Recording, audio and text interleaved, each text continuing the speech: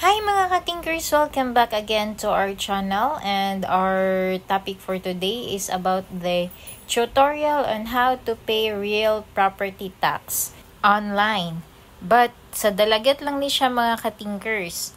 So first, you have to go to dalaget.gov.ph in your browser. And then, i-click ni siya ang Philippizen, kani nga icon, Philippizen. And then, pag-click ni mo mo channel na siya sa bills payment, online payment. So, dinha, na kay makita dira nga BPLS, RPT, and online payment. I-click ni mo ang sa ubos na ipapilian na real property, billing, and payment. So, kana ang imuhang pilion, real property tax, sa imong balay or sa yuta. So, no need na ka mo atong munisipyo. Pwede rin mo i-click dira. Para online payment na lang ka.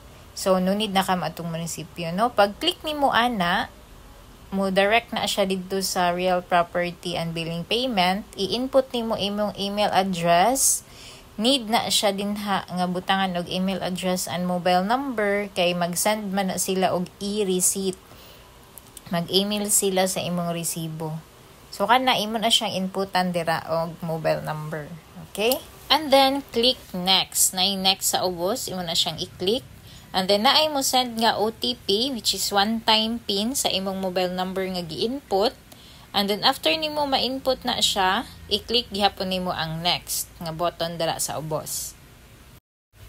And then, after sa OTP, mag-input dayon ka sa imuhang tax declaration number.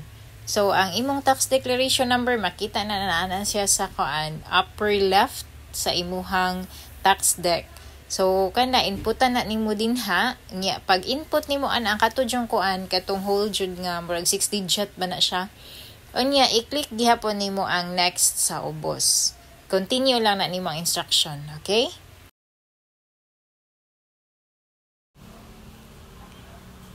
And as you can see, naay nakabutang nga there are no unpaid items found kanang naka-red. Niya sa 2024 to siya wa ko'y bayranan. So ang 2025 akong pilion. So input lang ninyo ang 2025 nga year. And then na siya mo appear dira kung pila imong bayronon. Kana siya. Ako 767. Nya after i-click lang nimong confirm payment diri sa kilid kana confirm payment. Nya continue. Ya mag-input ka dira paid by kinsay pangalan nagbayad og address. Once imo na siyang inputan, i-click lang ni siya ang continue na sa ubos. So kana paid by kinsay pangan, pwede ra ang tag-iya or kinsabay nagbayad niya, address dayon sa ubos. Then continue. Butang nimo sa address, Kasay Dalaget Cebu kay taga Kasay man ko, so muna ang continue dayon. And then, imong i-review ang imong information, amount. And then, after na correct na tanan, i-click na nimo acknowledge. Acknowledge and agree the terms and condition. I-click na nimong icon sa ubos. Then, naay nakabutang kung pila ang imong bayranan, pila ang charge. And then, proceed to payment na dayon ka. Kana, imong i-proceed to payment. Okay? Ang payment partners kay daghan ni siya payment partners actually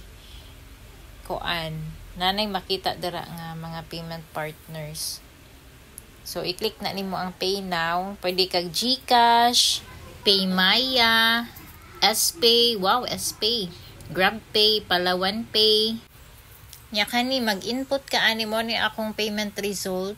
Nasa ubos payment mode Land Bank, pwede ka maka-choose og GCash.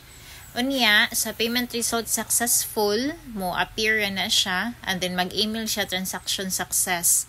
Na siya email confirmation, mura siya nga official receipt, electronic official receipt.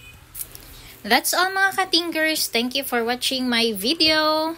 See you in my next vlog. Bye-bye!